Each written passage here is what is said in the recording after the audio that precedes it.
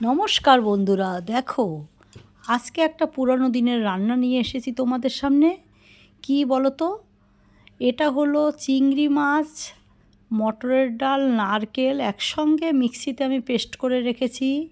তাতে নুন, হলুদ, একটু মিষ্টি দিয়ে বড়াটা ভেজে নিচ্ছি। দেখো বড়াটা লাল করে ভেজে নিচ্ছি। তোমাদের মাখাটা দেখাতে পারিনি, কিন্তু এইটা একটা পুরনো দিনের রান্না। আমি চেষ্টা করছি, তাদের মতন হবে কি না জানি না, কিন্তু চেষ্টা করছি, তাই ভাবলাম তোমাদের সঙ্গেও শেয়ার করি। আর আমার কড়াইটা ভীষণ আমার প্রিয়, ওই জন্য এই কড়াটাতেই আমি বেশিরভাগ রান্না করি। আমার খুব ভালোবাসি এই কড়াটায় রান্না করতে। দেখো মাঝতে মাঝতে কড়াটা এরকম করে দিয়েছে আমার দিদি, কিছু করার নেই। তাই দেখো আমার রান্নাগুলো যদি তোমাদের ভালো লাগে, লাইক শেয়ার কমেন্ট অবশ্য করবে, আর চ্যানেলটা অবশ্যই সাবস্ক্রাইব করে দেবে।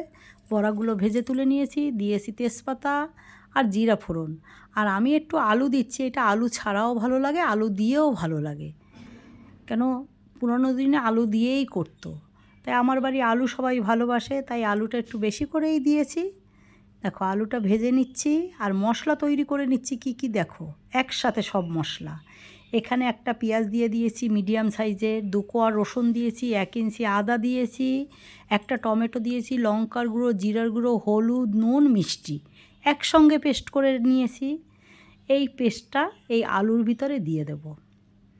দেখো পুরো পেস্টটা এখানে দিয়ে দেব। আর অল্প একটু নারকেলও দিয়েছি, যেহেতু আমি চিংড়ি মাছের সঙ্গে নারকেল পেস্ট করে বড়া করেছি, তাই অল্প একটু নারকেল দিয়েছি, নারকেলটাও বেটে দিয়েছি।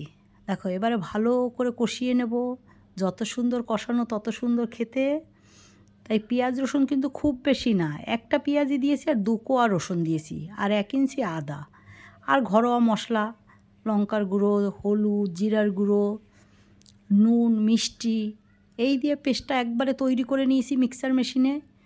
এবারে আলুটা দেখো জল দিয়ে আমি মশলাটাকে ভালোভাবে কষিয়ে নিচ্ছি, যেহেতু আলুটা সেদ্ধ হওয়ারও দরকার আছে।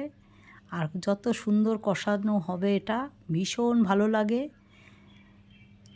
আমি পেস্ট করে নিয়েছি, আজকে গোটা কিছু দেইনি, একসঙ্গে সব মশলা একদম তৈরি করে নিয়েছি। দেখো ভালো লাগবে আশা করছি তোমাদের, তোমরাও একবার করে দেখতে পারো। দেখো অনেকটা পরিমাণে জল দিয়ে দিয়েছি, যেহেতু বড়াতে টেনে যাবে, আলুও সেদ্ধ হবে। একটু এই চিংড়ি মাছ নারকেলের বড়ার ঝোলে একটুখানি জল বেশি দিতে হয়, কেন আলু সেদ্ধ হবে, বড়ার ভিতরে ঝোল ঢুকবে, তাই জলটা একটু বেশি দিতে হয়। জলটা তোমাদের মতন করে দেবা। এই যে দেখো বড়াটা আমি দিয়ে দিচ্ছি। একটু কিছু বড়া কড়া ভাজাও হয়েছে, সেটা কোনো অসুবিধা হবে না। দেখো শুধু ভালো লাগে খেতে, চিংড়ি মাছের গন্ধে হয়ে গেছে। চিংড়ি মাছটাও আমি পেস্ট করে নিয়েছি তো, আর নারকেল তার সঙ্গেই। দেখো কিছু বড়া একটু আমার লাল হয়ে গেছে, তাই তোমরা যখন করবে একটু সাবধানে করবে। এই দেখো বড়াটা দিয়ে দেব ঝোলের ভিতরে, যেটুকু ঝোল আছে বড়াতে টেনে নেবে। আর এটা ভীষণ ভাতের সঙ্গে খেতে অসাধারণ একটা রেসিপি, পুরো এক থালা ভাত খেয়ে নেওয়া যাবে।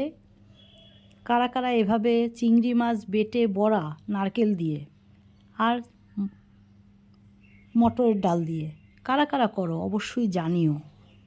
আর আমার রান্নাগুলো কেমন লাগে সেটাও জানিও। দিয়ে দিলাম গরম মশলা, আমার ঘরে তৈরি করা গরম মশলা, দারচিনি আর এলাচ, অন্য কিছু আমি দেই না।